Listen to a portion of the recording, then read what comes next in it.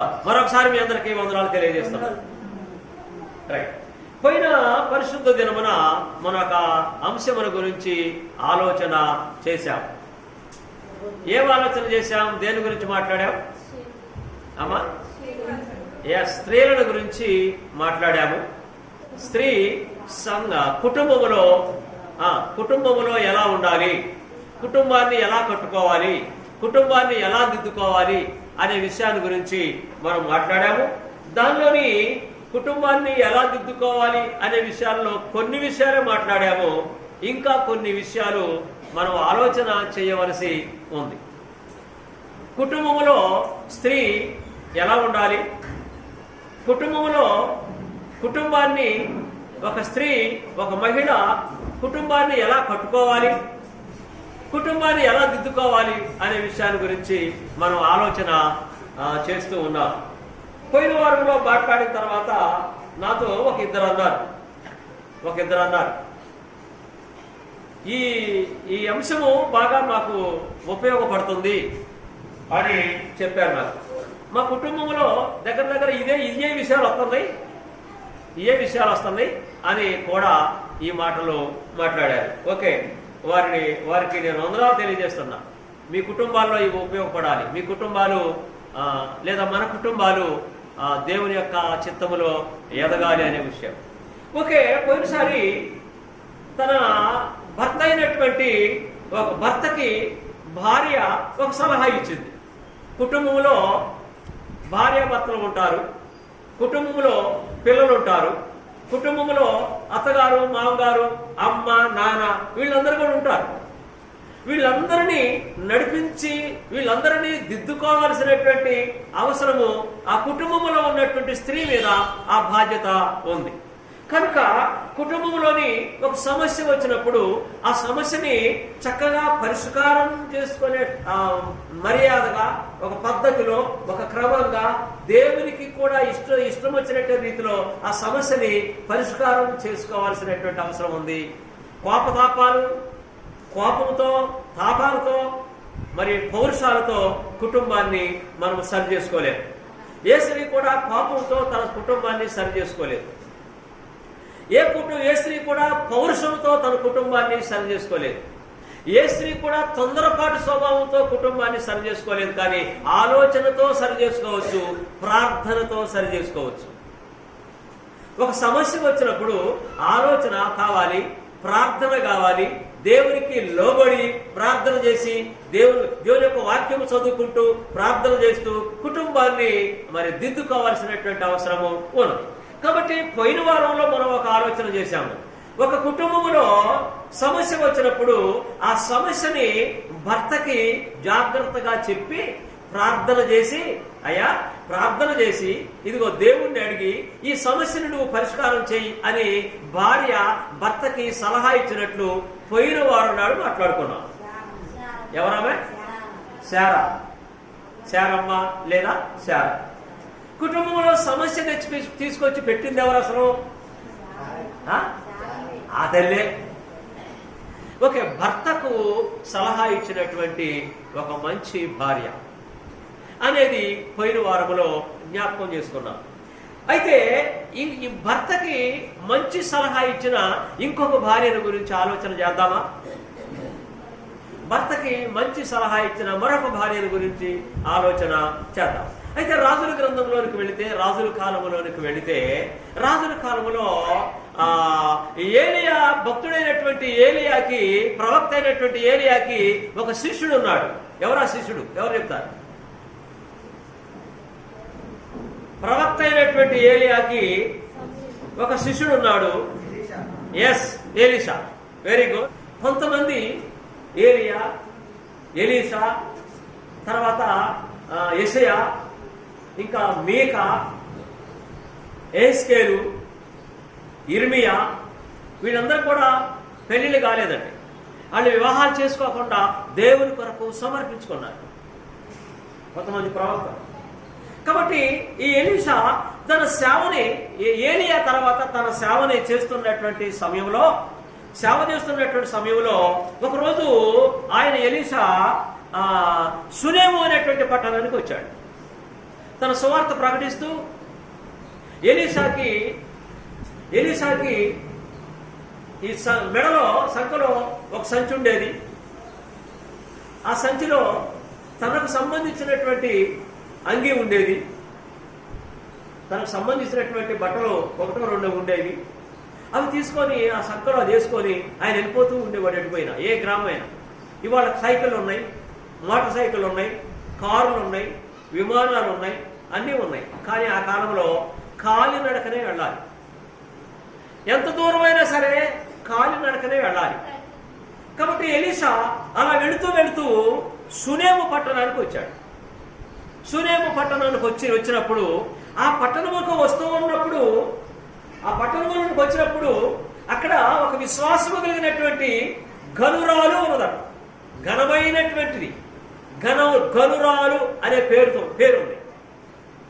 అయితే ఈ సునేము పట్టణములో ఒక గనురాలు ఉండి ఈయన వచ్చినప్పుడల్లా కూడా పిలిచి, అయ్యా నువ్వు దైవ సేవకుడిలాగా నాకు కనిపిస్తున్నావు అని అన్నప్పుడు అవును అన్నాడు.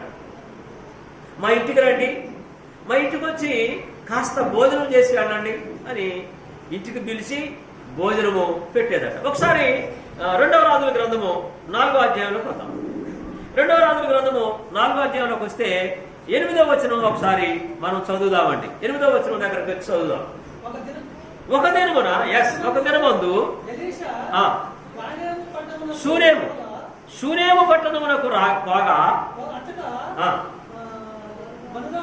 గనురాలైన ఒక స్త్రీ భోజనమునకు రమ్మని అతని బలవంతము చేసెను.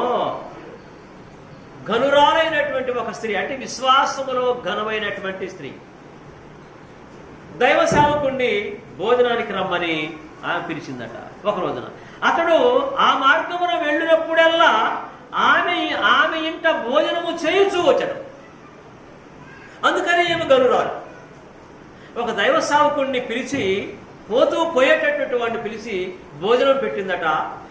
ఎప్పుడు వచ్చినా మా ఇంటిలోనే రండి, మీరు ఈ ఊరు వస్తే, ఈ ప్రాంతం వస్తే మా ఇంటికి వచ్చి చక్కగా భోజనం చేసి మమ్మల్ని ఆశీర్వదించుకోండి, మాకు ప్రార్థన చేసుకోండి అని ఆమె చెప్తూ ఉండేది.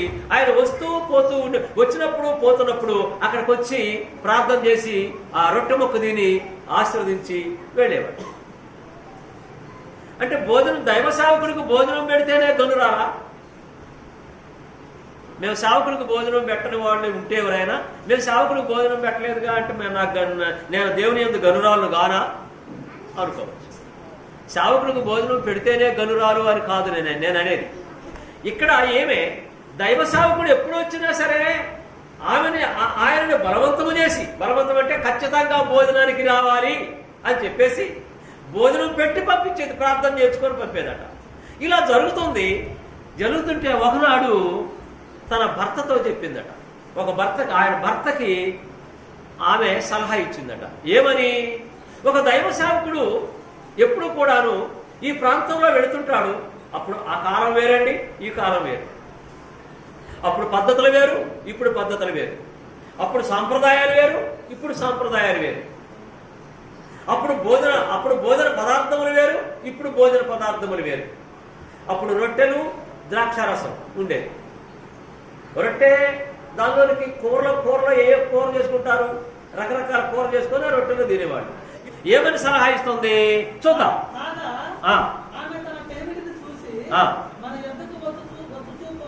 మన యొద్దకు ఆయనతో చెబుతుంది, మన యొద్దకు వచ్చుచూ పోవచ్చు ఉన్నవాడు భక్తిగల దైవజనుడని నేను ఎరుగుదును. మన దగ్గరికి ఒక ఆయన వస్తూ పోతూ ఉన్నాడే, ఈమె కూడా బహుశా ఉన్నతమైనటువంటి కుటుంబము అయ్యుండొచ్చు. దాసీలు, దాసురాళ్ళు, జీతగాళ్ళు, పనివాళ్ళు ఉండి ఉండొచ్చు. ఈమె తన భర్తకి పరిచయం చేస్తుంది. అయ్యా, అప్పుడప్పుడు మన ఇంటికి వస్తూ పోతూ ఉన్నాడే ఒక దైవదాసుడు, ఆయన చాలా భక్తి కలిగిన వాడిగా నాకు అనిపిస్తున్నాడు.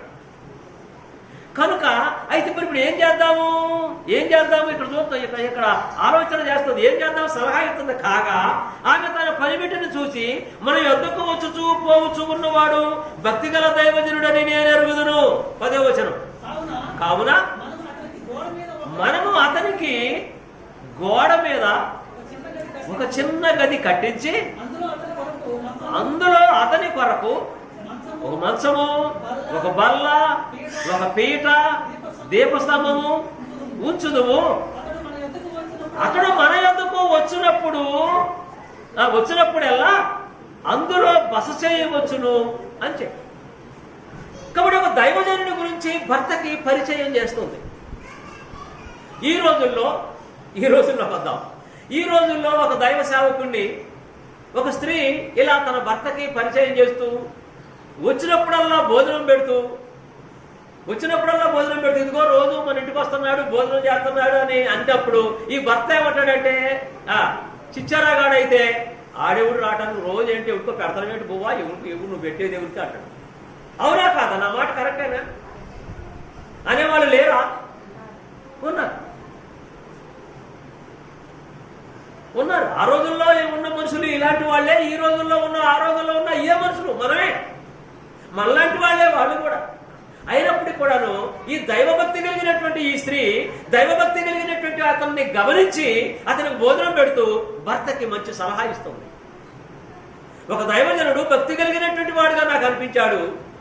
ఒక సంచేసుకొని దానిలో బట్టలు వేసుకొని ఆయన సువార్త ప్రకటిస్తూ వెళ్తున్నాడు, సువార్త ప్రకటిస్తూ గ్రామాలు తిరుగుతున్నాడు.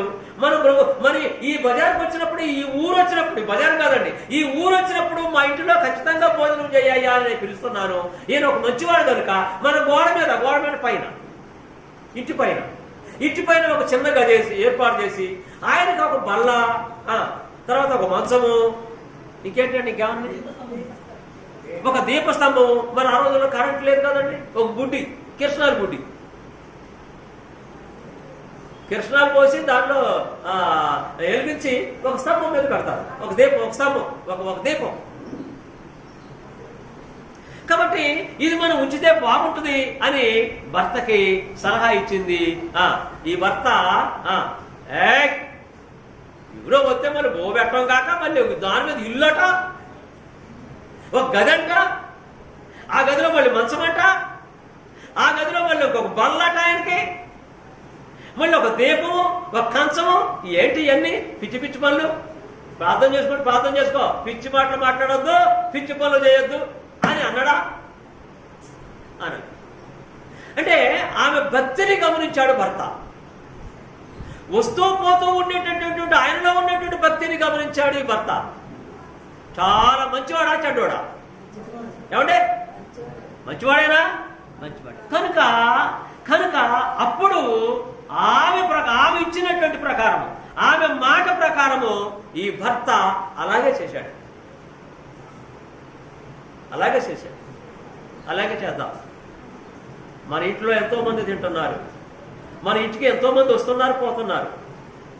మన కుటుంబంలో బోల్డ్ మంది ఉన్నారు. పేదలకు పెడుతున్నాం, దాసులున్నారు, దాసీలున్నారు, ఎంతో మంది ఉన్నారు. ఆ దైవ సేవకులకు చేస్తే అంతకంటే మనకి ఇంకేంటి, మనకు ఆశీర్వాదం, మనకు దీవెనని ఆయన కూడా గ్రహించి ఆయనకి ఆ మిద్దె మీద, అంటే ఆ ఇంటి మీద ఒక చిన్న గది ఏర్పాటు చేసి ఆయన కొరకు చేసినట్లు మనం చూస్తున్నాం. ఇప్పుడు తర్వాత చూడండి, తర్వాత 11వ వచనంలోని, ఆ తర్వాత అతడు అక్కడికి ఒకానొక దినము వచ్చి ఆ గదిలో చొచ్చి అక్కడ పరుండెను. ఇలాంటి సమయంలో వాళ్ళకు ఒక శ్రమ వచ్చిన తర్వాత ఆ శ్రమలో, ఆ కష్టములో ఈయన ప్రార్థన చేశాడు. ఆ కష్టం నుంచి, ఆ శ్రమ నుంచి వారు ఒడ్డెక్కారు. ఎన్నో అద్భుతమైనటువంటి కార్యములు దేవుడు చేశాడు భక్తుడైనటువంటి ఎలీషా గారి ద్వారా. కాబట్టి ఇప్పుడు మన యొక్క ఉద్దేశం ఏంటంటే, ఒక స్త్రీ తన కుటుంబంలో ఒక నిర్ణయం తీసుకున్నప్పుడు అది మంచి నిర్ణయం అయి ఉండాలి. అది దేవుని యొక్క ఆశీర్వాదముల కొరకు ఏర్పాటు చేసినటువంటి నిర్ణయం అయి ఉంటే చాలా మంచిది. భర్తకి ఇచ్చేటటువంటి సలహాలు కూడా ఒక మంచి సలహా ఉండాలి. తన కుటుంబాన్ని ఆశీర్వాదకరమైనటువంటి ఆ దారిలో, ఆశీర్వాదకరమైనటువంటి దారిలో నడిపించేటటువంటి మంచి సలహా ఉన్నప్పుడు ఆ భర్త కూడా ఆమె యొక్క సలహాన్ని చక్కగా వింటాడు. చెప్పే సలహా కూడా చాలా చక్కగా చెప్పాలి. కొంతమంది భర్తలతో మాట్లాడుతున్నప్పుడు ఎలా ఉంటుందంటే వాళ్ళిద్దరు తిట్టుకుంటున్నారా కొట్టుకుంటున్నారా అన్నట్టు ఉంటుంది. మంచి మాటలే మాట్లాడుకుంటారు, మంచి సలహాలే చెప్తారు. మంచి మాటలు మాట్లాడుతున్నా తిట్టుకున్నట్టే ఉంటుంది. మంచి సలహాలు ఇస్తున్నా సరే తిట్టుకున్నట్టు కొట్టుకున్నట్టు గొడవ అవుతున్నట్టు ఉంటుంది. వీరి మాటలు విని వీరి యొక్క సంభాషణలు విని వారి పిల్లలు కూడా ఆ విధంగానే మాట్లాడతారు. వారి పిల్లలు కూడా భవిష్యత్తులో అలాగే మాట్లాడతారు. ఆ పిల్లలు కూడా వారి భర్తలతో అలాగే మాట్లాడతారు. కాబట్టి మగపిల్లలైనా ఆడపిల్లలైనా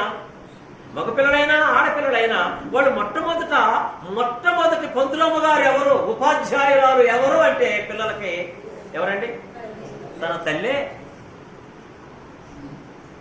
మనకి మన అమ్మే మొట్టమొదటి ఉపాధ్యాయురాలు.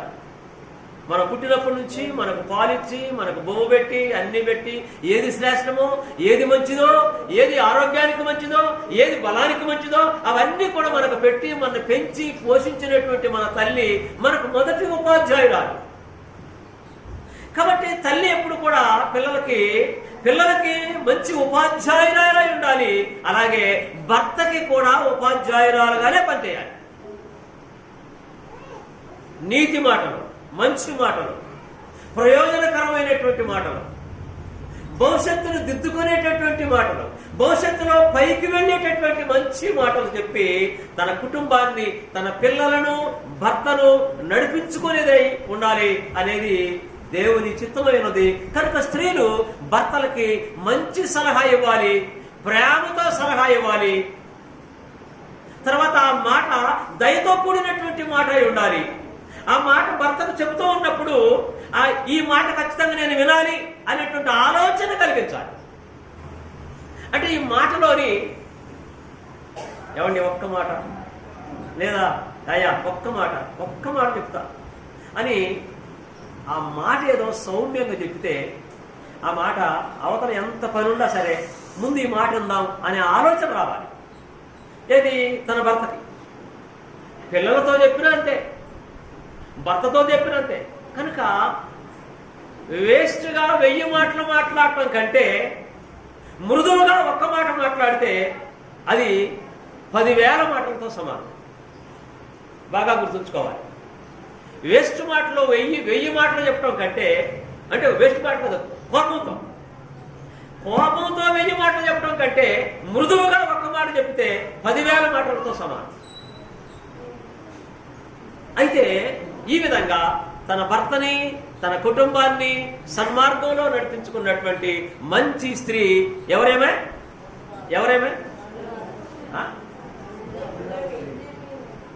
సునేమిరాలు. ఏం పేరు లేదండి ఇక్కడ. సునేమిరాలు.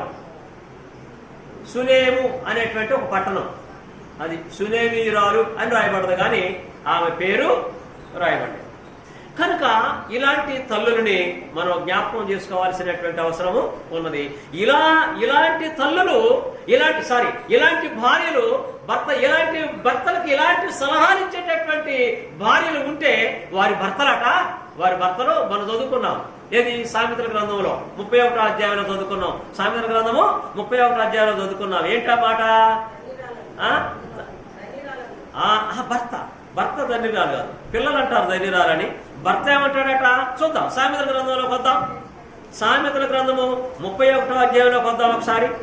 సామెతల గ్రంథము 31వ అధ్యాయంలోకి ఒకసారి వచ్చి అటు వెళ్దాం.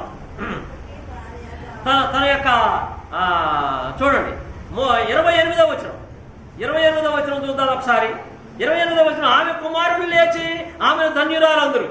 ఏది ఇలాంటి భార్య ఉంటే ఆ భార్యకు ఆమె పిల్లలు కూడా ఆ తల్లిని నువ్వు చాలా ధన్యురాలు అమ్మా, నీ కడుపును పుట్టినందుకు మేము చాలా ఆనందిస్తున్నాం, చాలా సంతోషిస్తున్నామని తన తల్లిని పొగుడుతారట.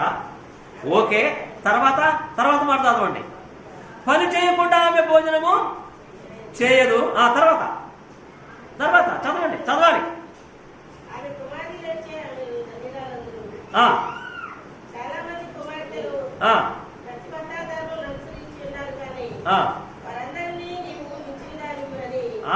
ఇప్పుడు ఏమంటారంటే చాలా మంది భర్త అంటాడట, ఈమెను భర్త అంటాడట ఏమని, చాలా మంది కుమార్తెలు ప్రతిభత ధర్మమును అనుసరించి ఉన్నారు గాని వారందరినీ నీవు మించిన దాను అని ఆమె పెనిమిటి ఆమెను పొగుడును. అంటే భర్త చేత పొగిడించుకోవాలంటే ఏం చేయాలి? ఇది చేయాలి. ఇప్పుడు మనం చెప్పుకునే చేయాలి. లేదా 17వ వచనం చూద్దాం. ఎందుకు తన భర్త ఎలా పొగుడుతున్నాడు ఆమెని? 17వ వచనం. ఆమె నడుకట్టు చేత నడుము బలపరుచుకొని చేతులతో బలముగా పనిచేయును. పొద్దున్న లేచిన దగ్గర నుంచి కాదు, 9ంటికి లేచి ఏమండి టీ అయిందా అని వాళ్ళు ఉన్నారా? తన భర్తతో టీ పెట్టారా అని వాళ్ళు ఉన్నారా? ఇంతకంటే దౌర్భాగ్యం ఇంకేమి ఉండదు. వాళ్ళింట్లో అలా అనే వాళ్ళ ఇంట్లో దరిద్రం కాసుకొని ఉంటుంది.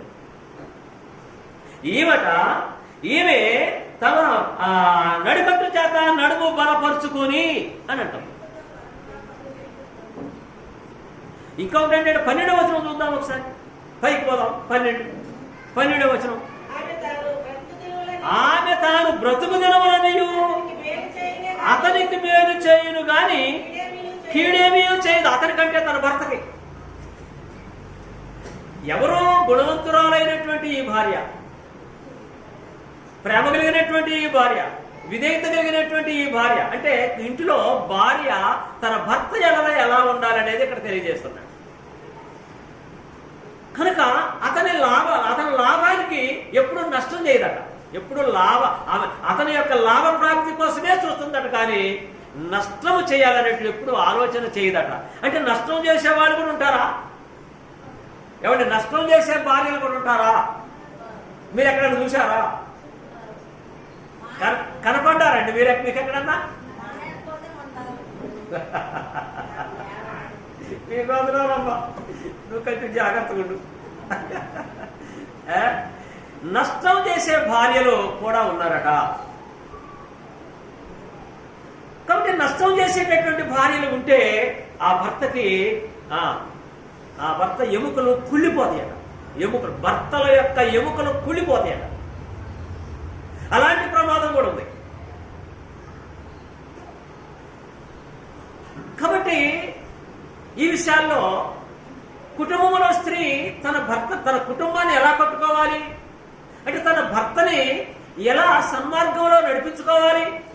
భర్త ఒకవేళ తిరిగేవాడైతే, భర్త ఒకవేళ తాగుబోతైతే, భర్త ఒకవేళ అబద్ధాలు ఆడేవాడైతే, భర్త ఒకవేళ మోసం చేసేవాడైతే, భర్త ఒకవేళ నీకు కీడు చేసేవాడైతే, నీ యొక్క సత్ప్రవర్తన ద్వారా, నీ మంచి ప్రవర్తన ద్వారా, నీ మంచి మాటల ద్వారా, నీ మంచి క్రియల ద్వారా, నీ ఓర్పు సహనముతో భర్తని సన్మార్గంలో పెట్టుకుంటూ భర్త యొక్క లాభం కొరకు నువ్వు ప్రయాసపడితే అప్పుడు నీ కుమారులు లేచి నిన్ను ధన్యురాలు అమ్మా, నీ కడుపును కొట్టడం మేము ఎంతో భాగ్యం చేసుకున్నామని ఆ పిల్లలు అంటారట. ఆడపిల్లలైనా సరే, మగ పిల్లలైనా సరే అమ్మని ఆ విధంగా పొగుడుతారట. ఆ విధంగా పొగడాలంటే పిల్లలు చిన్నప్పటి నుంచి చూస్తుంటారు. మా అమ్మ మా నాన్న ఏమని పిలుస్తుంది, మా అమ్మ మా నాన్నే కదిలించుకుంటుందా, చేదరించుకుంటుందా, తిడుతుందా, ఏం చేస్తుంది, లేకపోతే కొడుతుందా అంటే కొట్టేవాళ్ళు కూడా ఉంటారా? భలే చెప్తున్నావా నువ్వు. కొట్టేవాళ్ళు కూడా ఉంటారండి. సొంత దొరికితే, అవకాశం ఉంటే. లేడీస్లో కూడా, స్త్రీలలో కూడా తిరుగుబోతోళ్ళు ఉంటారు, తాగుబోతోళ్ళు ఉంటారు. భర్త మాటల్ని గౌరవించకుండా, భర్త మాటను లెక్క చేయకుండా నా రూటే లేదు, తగ్గేదే లేదు అనే స్త్రీలు లేరా? ఉన్నారండి. వాళ్ళు ఉన్నారు, ఆడవాళ్ళలో ఉన్నారు, మగవాళ్ళలో ఉన్నారు. కానీ అలా స్త్రీ అలా తిరిగితే ఇంకా వాళ్ళని ఎవరిని బాగు చేయలేరండి. ఏ పురుషుడు బాగు చేయలేడు. స్త్రీలో అలాంటి సాధారణ క్రియలు ఉంటే ఏ పురుషుడు బాగు చేయలేడు. కానీ పురుషులలో అలాంటి క్రియలు ఉంటే బాగు చేసుకునే అవకాశం మాత్రము స్త్రీకి ఉందండి. స్త్రీకి అది ఉంది, దేవుడు ఇచ్చాడు. నీ సత్ప్రవర్తనతో, నీ మంచి మాటలతో, నీ మంచి ప్రవర్తనతో, నీ విధేయతతో, నీ వినయముతో, నీ ప్రార్థనతో, నీ కన్నీటి ప్రార్థనతో నీ భర్తను మార్చుకునే అవకాశము స్త్రీకి ఉంది. పురుషులు ఏం చేయలేరండి ఆ టైంలో. కానీ స్త్రీలకి అవకాశం. ఎందుకంటే లేచిన దగ్గర నుంచి కూడాను పిల్లలు కానీ భర్తను కూడా తన శిశువులాగా, కొత్త నిబంధనలు అంటాడు, భర్తను కూడా తన శిశువులాగా పెంచుకొని మరి పిల్లలలో ఒక బిడ్డగా భర్తని పోషించుకునేటటువంటి ఉదార స్వభావము, ప్రేమని దేవుడు స్త్రీల మైండ్లో పెట్టేశాడు, స్త్రీల మనసులో పెట్టేశాడు. ప్రేమ, ఆప్యాయత, అనురాగము తను తినకుండా కూడా పెడుతుంది పిల్లలకి, భర్తకి. ఇది స్త్రీలకి దేవుడిచ్చినటువంటి బహుమానం అండి. ఓర్పు, సహనం, ఇవన్నీ కూడా పురుషుల్లో ఉండవండి. స్త్రీలలో ఉన్నటువంటి గుణ లక్షణాలు అన్ని పురుషుల్లో ఉండవు. నేను అనుభూతం చెప్తున్నాను, దేవుని యొక్క వాక్యమును ఎరిగి చెప్తున్నాను. పురుషుల్లో లేనటువంటి సత్క్రియలు, సద్గుణాలు స్త్రీలలో ఎక్కువ ఉన్నాయి. కాబట్టి వాటిని ఉపయోగిస్తే నీ కుటుంబము ఆశీర్వదించబడుతుంది, దీవించబడుతుంది, అంచెలంచెలుగా ఎదుగుతుంది ఆశీర్వాదములతో, దీవెనలతో. అంటే భౌతిక సంబంధమైన ఆస్తులు సంపాదించుకోవడానికి గురించి నేను చెప్పట్లేదండి. ఆత్మ సంబంధమైనటువంటి ఆస్తి. నీ పిల్లలు బాగా చదువుకున్నారనుకో, అదొక మంచి ఆస్తి, అదే ఆస్తి. కొంతమంది ఏమంటారంటే మీకు ఏమున్నాయండి, ఏమైనా పొలాలు ఉన్నాయంటే లేదండి నా పిల్లలే నా ఆస్తి అండి అంటారు. ఎస్, వాస్తవం అది. నా పిల్లలైన ఆస్తి అండి, నా పిల్లలు బాగా చదువుకుంటారండి, నా పిల్లలు జ్ఞానవంతులండి, నేను చెప్తే నా మాట అస్సలు తోసేయరండి, నాకు తెలియకుండా నా పిల్లలు ఏమి చేయరండి, అసలు మాట్లాడరు అనే తల్లులని నేను చాలా మంది చూశాను. నా సేవా జీవితంలోని నేను చాలా మంది తల్లులు ఇలా అంటారు, మా పిల్లలు నా మాట తప్పరండి నా పిల్లలు. తండ్రులు అంటారు, తండ్రుల కంటే తల్లులు ఎక్కువ మంది అంటారు ఈ మాట. వారి నోటి నుంచి నేను విన్నా. అలాంటి కుటుంబము ఆశీర్వదించబడుతుందండి, అలాంటి కుటుంబము దీవించబడుతుందండి, అలాంటి కుటుంబము భౌతికంగా అభివృద్ధి చెందుతుంది, ఆత్మ సంబంధంగా కూడా అభివృద్ధి చెందుతుంది. అందుకని మన పిల్లల భవిష్యత్తు ఎవరి చేతిలో ఉందంటే ఎక్కువగా పిల్లల భవిష్యత్తు ఎవరి చేతిలో ఉందంటే మొదటి ఉపాధ్యాయురాలైనటువంటి అమ్మ దగ్గరే ఉంది, తల్లి దగ్గరే ఉంది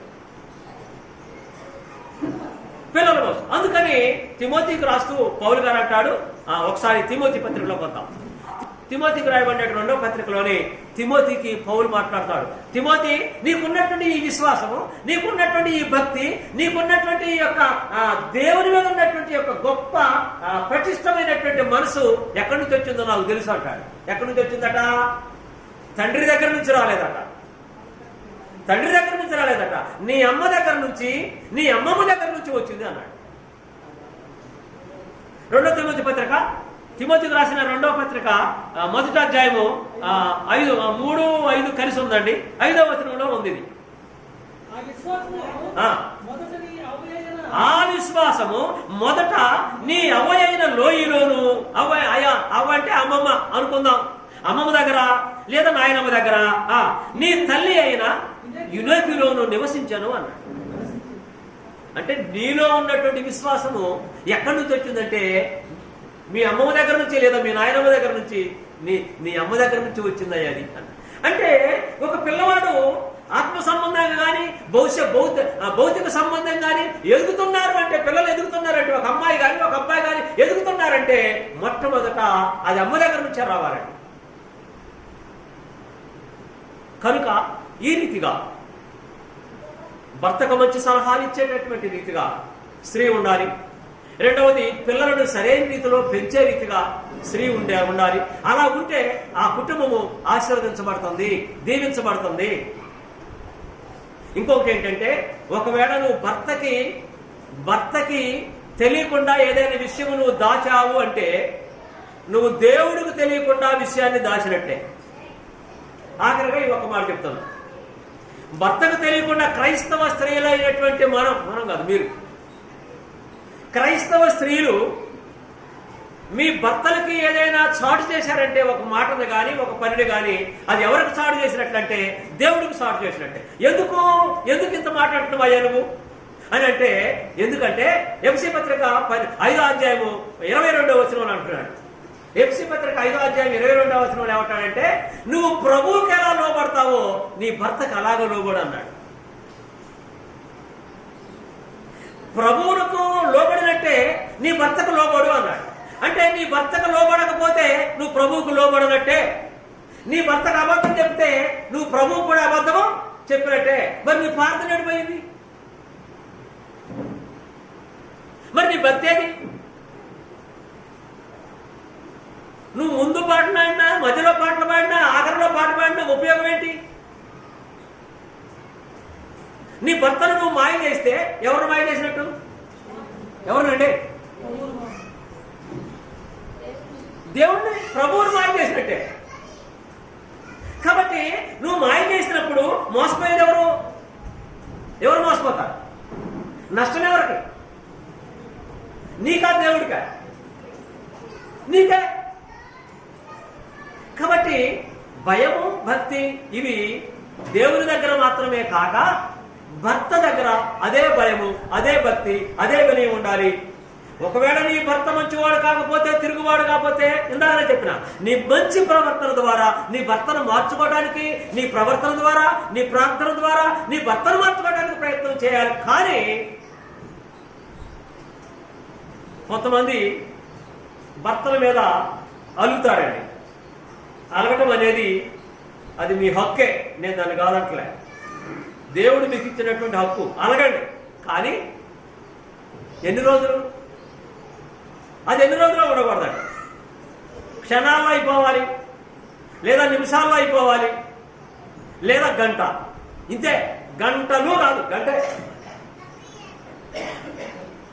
మిమ్మల్ని ఒక ప్రశ్న వేస్తున్నా.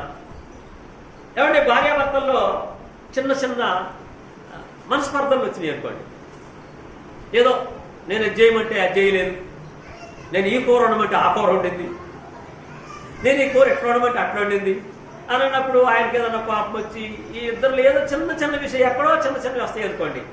వచ్చినప్పుడు ఏమలుగుద్ది? నేను ఈ మాట అన్నందుకు అలగాలనా అని ఏం అలుగుతున్నారు. అంటే ఇప్పుడు ఇద్దరు అలిగారా, ఒక్కళ్ళు అలిగారా? ఇద్దరు అలిగారు.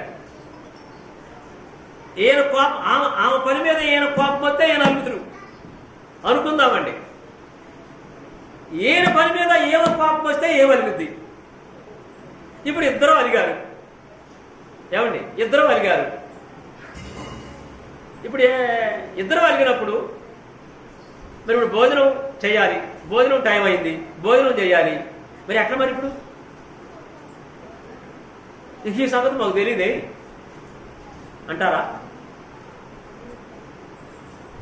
ఈ పూర్వకాలంలో ఒక పాట పాడేవాళ్ళు. పరమాన్నం చేసా, నెయ్యి వేసి పెట్టా, కూర వేసి పెట్టా, ఉట్టి మీద పెట్టా, చెప్పవే తడక, చెప్పవే అని తడకతో చెప్తారట. ఈ తడక చెప్పిందా పోయి లేదు, ఏమే తడకతో చెప్తుంటే ఈ మాట ఇది పోయి తినాలన్నమాట. ఉట్టి మీద పెట్టినా తినమని చెప్పవే తడకాలి. మరి ఇప్పుడు వీళ్ళిద్దరూ అలిగారండి. ముందు ఎవరు మాట్లాడాలి? ఈ అలిగినటువంటి ఇద్దరులో ఎవరు మాట్లాడాలి? కృష్ణయ్య అటు చూస్తున్నావా, ఇటు చూస్తున్నావా? ఎవరు ముందు ఎవరు మాట్లాడాలా చెప్పండి? ఎవరు? భార్య మాట్లాడాలా? అబ్బో, తేల్చి చెప్పిండు అయ్యా. నువ్వు చెప్పినవా? ఇక మీరిద్దరు చెప్తే ఇక మేమందరం చెప్పినట్టేనా? ఎనుకున్న వాళ్ళు చెప్పండి, ఎవరు ముందు మాట్లాడాలండి? వీళ్ళిద్దరూ చెప్పారండి వాళ్ళ విషయం. ఎనుకున్న వాళ్ళు చెప్పండి, మీ ఆలోచన చెప్పండి. ఏం భర్త చెప్పకూడదా ముందు? భర్త మాట్లాడకూడదు. ఎవరు మాట్లాడాలి ముందు? భార్య మాట్లాడాలా?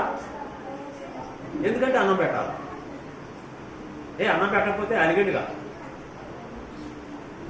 ఓకే, ఏమంటే దేవుడు ముందు తయారు చేసింది ఎవరినండి? ఆదాము. ఓకే, ఇప్పుడు ఆదాము తెలివి కలవాడా, అవ్వమ్మ తెలివి కలదా? అవ్వమ్మే తెలివి కలది. ఓకే, మంచిది. సరే ఉండండి. మరి అవ్వమ్మ వీళ్ళిద్దరిలో బలం కలిగిన వాళ్ళు ఎవరు? మగవాళ్ళ బలం కలిగిన వాళ్ళు, ఆడవాళ్ళ? మగవాళ్ళే బలం కలిగిన వాళ్ళు. ఎక్కువగా ఆలోచించే శక్తి ఎవరికి ఉంటుంది? మగవాళ్ళకు ఉంటుందా, ఆడవాళ్ళకు ఉంటుందా? అందుకని వాళ్ళే ముందు మాట్లాడాలా?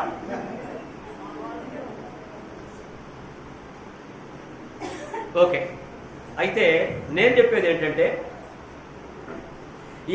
ఎవరైతే నాది పొరపాటు అని గ్రహిస్తారో, ఇద్దరిలో పొరపాటు అంటే ఎంత చిన్నదైనా సరే, ఎంత చిన్న ఒకవేళ కూర బాగలే, ఏం కూరమ్మా, పిచ్చి పిచ్చి కూరాను అని చేయి కడుక్కున్నాడు అనుకుందాం. సపోజ్ అనుకుందాం, చేయి కడుక్కోమని చెప్పట్లేదండి, మళ్ళీ అర్థం చేశాను. చేయి కడుక్కున్నాడు అనుకోండి, నాకు ఇష్టం లేదు నేను తిందని. ఇప్పుడు ఏది అడిగాడు, ఇప్పుడైతే కూర బాగలేకపోతే అలగాలన్నా, కడుక్కొని పోవాలన్నా అని ఉద్దేశంతో ఏం కూడా మచ్చలు ఎక్కింది అనుకోండి. వీళ్ళిద్దరిలోని పొరపాటు ఎవరు చేసినట్టు? ఎవరిది పొరపాటు? నాకు వద్దని చెయ్యి గడిగి పోయిన భర్త, లేకుంటే కూర సరిగ్గా చేయలేనటువంటి భార్య? పొరపాటు ఎవరిది? పొరపాటు ఎవరు జరిగింది? ఎక్కడ జరిగింది? అంతేనా? అబ్బా, అటు భగవంతుడు. కాబట్టి పొరపాటు అంటే ఉదాహరణ చెప్తానండి, మీలో ఇలా చేయమని నేను చెప్పట్లేదు. అంటే పొరపాటు ఎవరి దగ్గర ప్రారంభమైందో వాళ్లే ముందు మాట్లాడితే బాగుంటుందని నా ఉద్దేశం. నేను ఆడవాళ్ళని బలహీనలుగా చేయట్లే, స్త్రీలను. ఒకవేళ భర్త దగ్గర పొరపాటు ఉందనుకోండి, నేను నాదే పొరపాటు అని గ్రహించి భర్తే ముందు మాట్లాడాలి. అది రీజన్. అంటే దేవుని వాక్యం చెప్తుంది, స్త్రీలు తన కుటుంబము స్త్రీ చేతిలో ఉంది. కుటుంబం యొక్క భవిష్యత్తు స్త్రీ చేతిలో ఉంది. కనుక స్త్రీ కుటుంబం బాగుపడాలన్నా స్త్రీయే కారణము. కుటుంబంలో ఉన్నటువంటి పిల్లలు కానీ భర్త కానీ వారందరూ కూడాను అరిచివేయబడుతున్నారు అంటే దానికి కారణం స్త్రీయే. అమలారా, మీరు నా మీద కోపపడ్డా ఇది వాస్తవం. నేను చెప్పేటటువంటి మాట వాస్తవం. ఇది ఒక కుటుంబము డెవలప్ అవుతుందంటే దానికి ఆ ఇంటి ఇల్లాలు ముఖ్యమైనటువంటి కారకురాలై ఉండాలి. ఒక కుటుంబము అణిచివేయబడుతుందంటే ఆ కుటుంబంలో ఆ స్త్రీయే కారకురాలై ఉండాలి అని దేవుని వాక్యం చెబుతుంది. కనుక స్త్రీలారా, మా చెల్లెళ్ళారా, అక్కలారా, అమ్మలారా, బిడ్డలారా, మీరందరూ మీ కుటుంబాలని డెవలప్ చేసుకోవడానికి, అభివృద్ధి చేసుకోవడానికి మీ యొక్క ప్రయత్నాలు ప్రారంభం చేయాలని, మీ పిల్లల విషయంలో, మీ భర్తల విషయంలో, కుటుంబాల విషయంలో, మీ కుటుంబము అభివృద్ధి చెందడానికి మీ యొక్క కార్యక్రమాలు దైవ లేఖనముల ప్రకారము ప్రార్థన చేస్తూ సామెతల గ్రంథంలో అంటాడు. ఇప్పుడు ఇక నేను చెప్పలేను. సామెతల గ్రంథంలో అంటాడు, ఏమంటాడు? బాలుడు నడవలసిన త్రోవ వారికి నేర్పుము, వృద్ధుడైనను పెద్దవాడైనా ఆ త్రోవ నుంచి తొలగిపోడు అంటున్నాడు. కాబట్టి నేర్పేది ఎప్పుడంటే చిన్నతనంలోనే. కాబట్టి చిన్నతనంలోనే పిల్లవాడు పెద్దవాడు అవుతున్నప్పుడు, అమ్మాయిలు పెద్దవాళ్ళు అవుతున్నప్పుడు, అమ్మ దేవుని వాక్యం చదువుకో, అమ్మ ప్రార్థన చేసి, చిన్నతనం నుంచి కూడా ప్రార్థన చేసుకో, దేవుని వాక్యం చదువుకో. ఒక వాక్యం చేసి ఆ చదువు రాకపోయినా సరే నమ్మి బాప్తిజం పొందిన వాడు రక్షింపబడును, చెప్పమ్మా ఈ మాట చెప్పు, యెహోవా నా కాపరి ఈ మాట చెప్పు అని వాళ్ళతో మాటలు చెప్పిస్తూ విశ్వాసంలో వాళ్ళని పెంచితే రేపు నీకు ఆ పిల్లలు కిరీటంగా ఉంటారు. వారి ద్వారా నీకు మంచి గౌరవము, మర్యాద, ఆ కిరీటం అంటే మర్యాద కలిగినటువంటి కిరీటం దొరుకుతుంది. రేపు నీ పిల్లలే నీ కిరీటంగా ఉంటారు, నీ భర్త నీకు కిరీటంగా ఉంటాడు, లేదా ఆ భర్తలకి భార్యలే కిరీటంగా ఉంటారు. కనుక కుటుంబం అభివృద్ధి చెందడానికి స్త్రీ ముఖ్యమైనటువంటి పునాది రాయి. కుటుంబం యొక్క అభివృద్ధికి స్త్రీయే పునాది రాయి. కుటుంబం యొక్క పతనానికి స్త్రీయే పునాది రాయి. కుటుంబం పాడుకోవడానికైనా, కుటుంబం అభివృద్ధి చెందడానికైనా స్త్రీయే ఫౌండేషన్. కాబట్టి మీ కుటుంబాలు మీరు అభివృద్ధి చేసుకోవడం కొరకు, మీ కుటుంబాలు ఆశీర్వాదకరంగా దేవునికరంగా ఉండటం కొరకు బైబిల్ గ్రంథంలో ఉన్నటువంటి అనేక మంది స్త్రీలు, భక్తి కలిగినటువంటి స్త్రీలని జ్ఞాపకం చేసుకుంటూ చదువుకుంటూ మీ విశ్వాసాన్ని కాపాడుకుంటూ మీ కుటుంబాలు, మీ భర్తలు, మీ పిల్లలు, మీ ఇరుగు పొరుగు వారిని అందరి ఎళ్ళ కూడాను శబాష్, ధన్యురాలు, మంచి అమ్మాయి, లేదా మంచి భార్య, లేదా మంచి అమ్మమ్మ, లేదా మంచి నాయనమ్మ అని మంచి పేరు పొంది ఆశీర్వాదకరంగా, దీవెనకరంగా అనేక మందికి మీరు ఉండాలని కోరుకుంటూ నా మాట ముగిస్తున్నా. మీ అందరికీ వందనాలు.